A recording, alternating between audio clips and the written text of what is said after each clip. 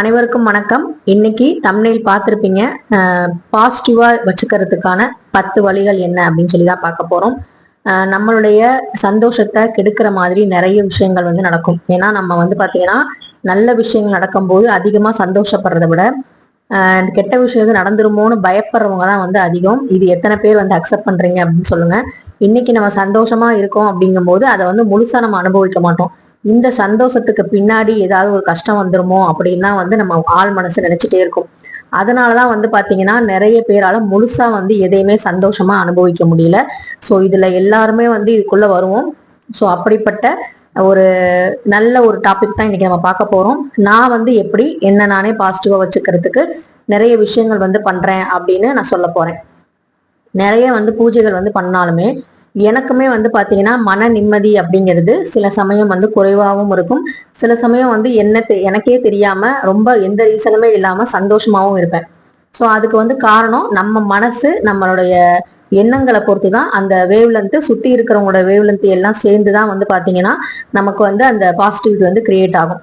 அப்படி இருக்கும் பட்சத்துல நம்மளை சுத்தி இருக்கவங்களையும் நம்ம பாசிட்டிவிட்டியா இருக்கிற மாதிரி பாத்துக்கணும். அப்படி இல்லை நம்மளை சுத்தி நெகட்டிவான ஆளுங்க இருக்காங்க அப்படின்னா அவங்கள்ட்ட இருந்து கொஞ்சம் கொஞ்சமா விலகி நம்ம பாத்தீங்கன்னா நம்ம வேலையை மட்டும் பாக்குற மாதிரி நம்மளை மட்டும் பாசிட்டிவா வச்சுக்கிற மாதிரி பார்க்கணும். இப்ப விலகிறது அப்படின்னா நம்ம நெருங்கின சொந்தத்தை எப்படி விளக்க முடியும்? இல்ல நம்ம கூடவே இருப்பாங்க கணவனோ இல்ல மனைவியோ குழந்தையோ அந்த மாதிரி நெகட்டிவிட்டியா இருக்கிறவங்கள்ட்ட நம்ம எப்படி நம்ம பாசிட்டிவா இருக்க முடியும் அப்படின்னு கூட சில பேருக்கு எண்ணம் இருக்கலாம். அதுக்கான சில விஷயங்களை இப்ப நம்ம பேச போறோம்.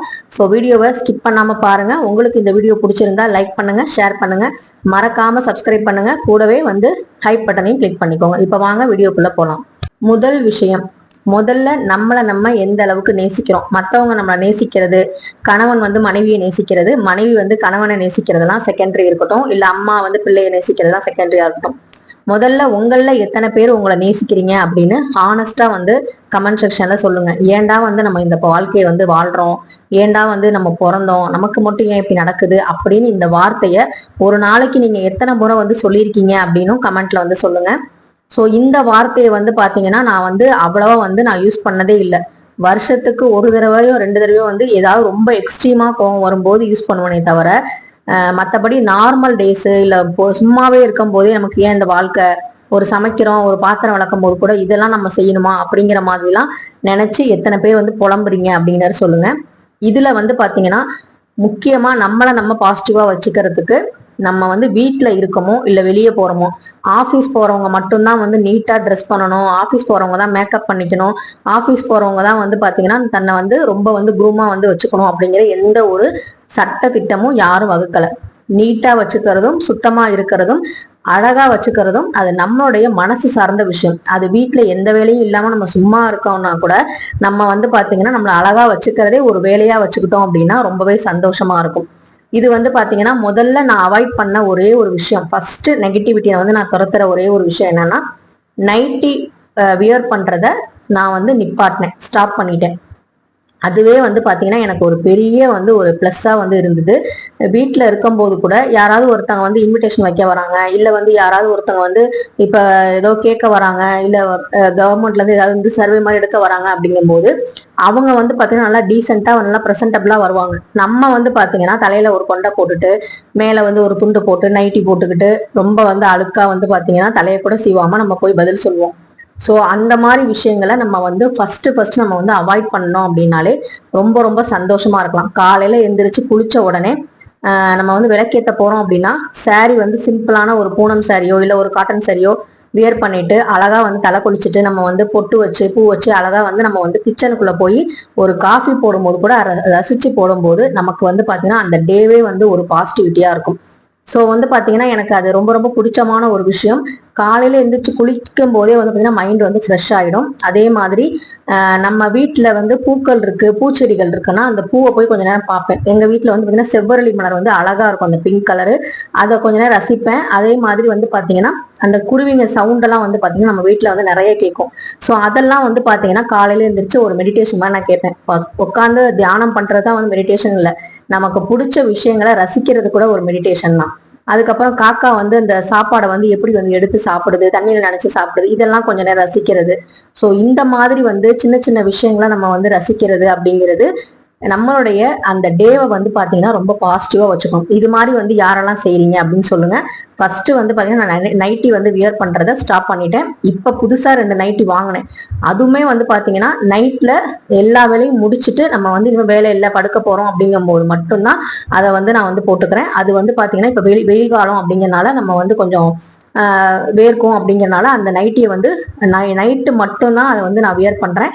நான் வந்து கடைக்கு போறதோ இல்லை வந்து தம்பியை வந்து ஸ்கூல்ல வந்து போய் விடுறதோ அது மாதிரி விஷயங்களுக்கு நான் நைட்டி வந்து வீட்டை தாண்டியே நான் போக மாட்டேன். ஸோ அந்த மாதிரி வந்து யாரெல்லாம் வந்து எப்பவுமே ப்ரெசன்டபிளா இருப்பீங்க அப்படின்னு கமெண்ட்ல மறக்காம சொல்லுங்க.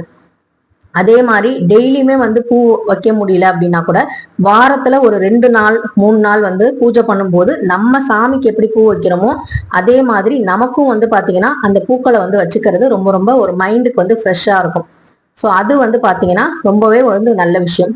அதே மாதிரி 3ஆவதா நான் பண்ற ஒரு விஷயம் என்ன அப்படின்னா சீரியல் வந்து இப்ப பாக்குறதுல ரொம்ப ரொம்ப கம்மி பண்ணிட்டேன்.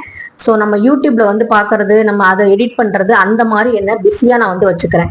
அதே மாதிரி நான் வீட்டுல இருந்தாலுமே துணி வந்து மடிச்சு செல்ஃபை வந்து அடுக்கி வைக்கிறது, இல்ல வந்து ஏதாவது ஒரு ரேக் எடுத்து சுத்தம் பண்றது, இல்ல ஃப்ரிட்ஜை வந்து எடுத்து சுத்தம் பண்றது, அது மாதிரி ஏதாவது ஒரு விஷயத்த ஒரு ஓட்டடை அடிக்கிறது, இந்த மாதிரி வந்து நம்மள வந்து பிஸி ஷெடியூல்ல நம்ம வச்சுக்கிட்டோம் அப்படின்னா தேவையில்லாத மைண்ட் வந்து நம்ம வந்து தேவையில்லாத திங்கிங்லாம் வந்து நம்ம மைண்ட் வந்து யோசிக்காது.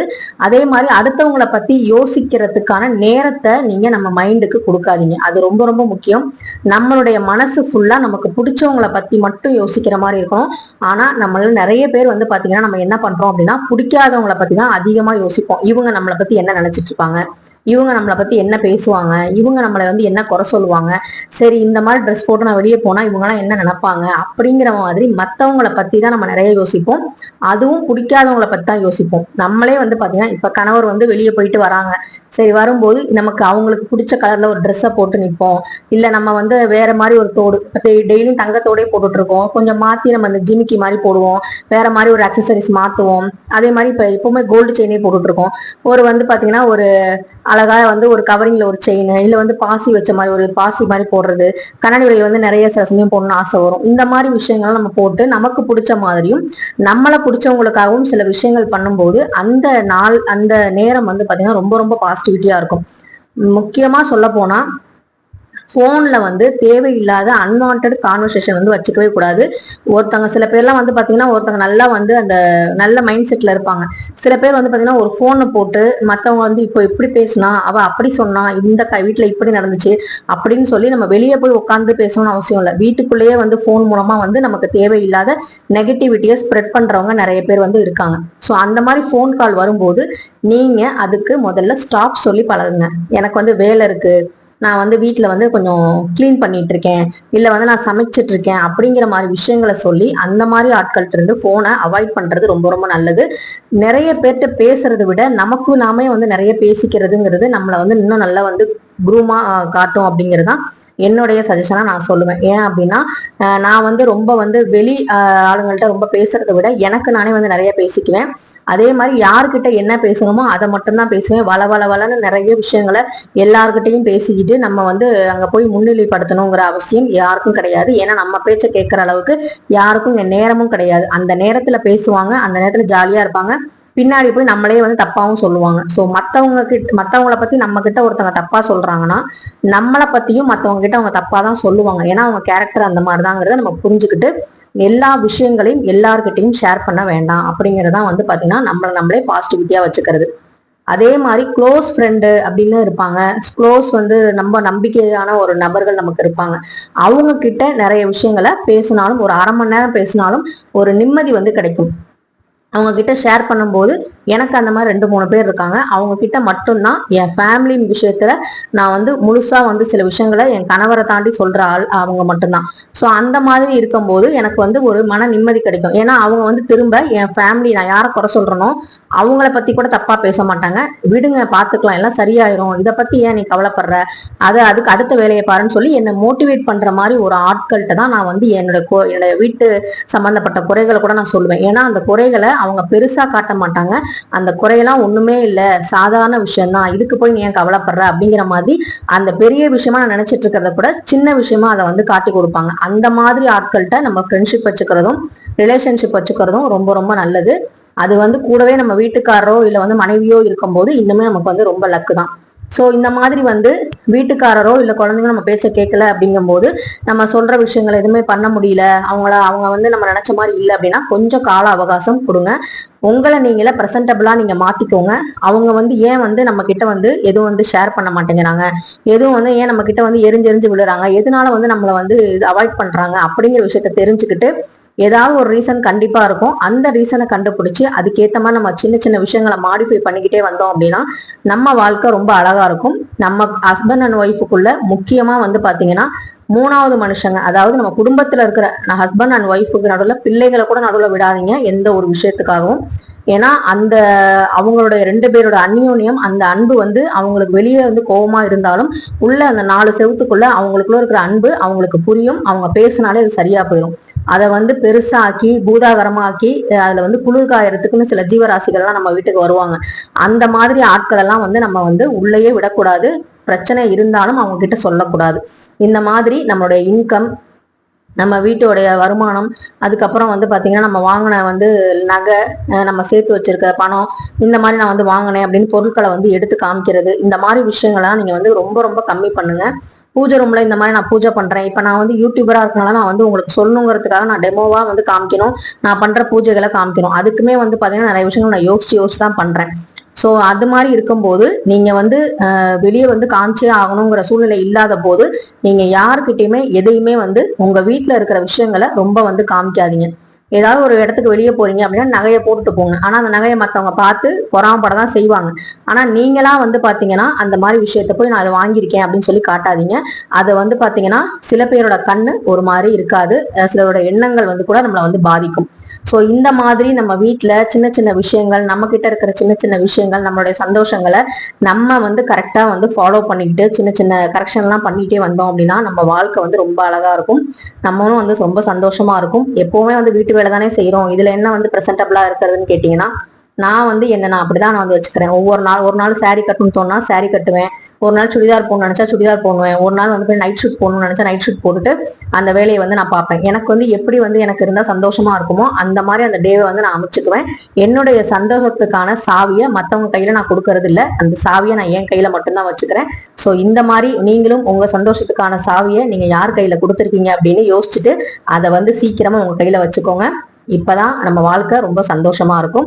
ஸோ இது மாதிரி நிறைய வீடியோஸ் உங்களுக்கு வரும். நம்ம சேனல் பிடிச்சிருந்தா கண்டிப்பா லைக் பண்ணுங்க, ஷேர் பண்ணுங்க, மறக்காம சப்ஸ்கிரைப் பண்ணுங்க.